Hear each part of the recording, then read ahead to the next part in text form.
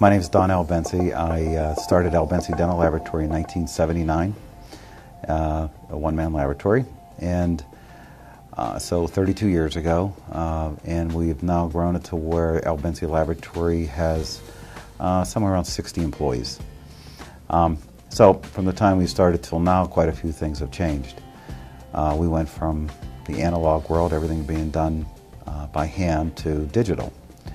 In November of 2010, we read an article in one of our dental journals, and we found out that Glidewell Dental Laboratory just purchased two ObJet printers, the ObJet 500s. We had done some homework, and we started reading a little bit about the ObJet printer, so we were familiar with it. After taking a trip up to Boston to see the printer in the company, we decided to purchase one in December of 2010. The printer came in here, it basically plugged in and started working. It's a workhorse. It normally took about 5 to 7 days to produce a restoration. And so we've developed it now to a digital workflow that we can create restorations within 2 to 3 days. We're using a lot of applications, we continue to do R&D and create other projects for our printer, and it is very accurate. As you can see here, we have demonstrated here, we have a fully articulated quadrant model that we produced, along with just a single, what we call POM, peace of mind. When we're doing monolithic restorations, we like the idea that we can send something back to verify both the margin and the contacts and the marginal ridge of the crowns that we're sending back to the client. And as you can see here, this demonstrates how the restoration, and this is an Emax restoration we produced, and we do have a removable die. This is a die, an individual die that was created to fit inside here, so the dentist can actually remove the die, examine his restoration prior to the patient coming in. Prior to the patient coming into the office, he can examine the die, check the marginal integrity of the case, as well as the contacts, two major areas that doctors have in fitting restorations.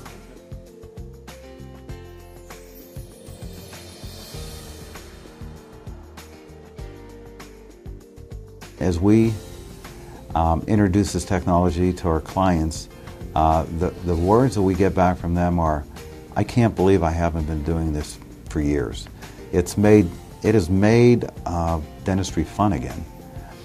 It's nice to have predictable results. My staff enjoys this. The way that we've incorporated the ObJet printer is to produce models mainly based off of COS scans. What happens is we will receive that image from the doctor, we will take it into our model generation software, and from that point do what we need to define the margin, separate the die, and then send it to the ObJet printer at the end of the day. From that point we will let it run overnight, and it will print the models necessary, and in the morning crew comes in, takes them off the tray and cleans them up.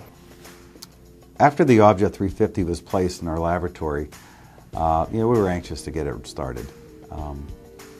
The first model that was printed, I'll never forget, because as I was looking at this thing being printed, I just remembered where I came from and how, and the time that it took to actually pour a model, cut the dies out, trim the dies, and it took months, years to perfect this. And when I saw this first model being printed, and after we cleaned it up and put the parts together, I was amazed at the quality.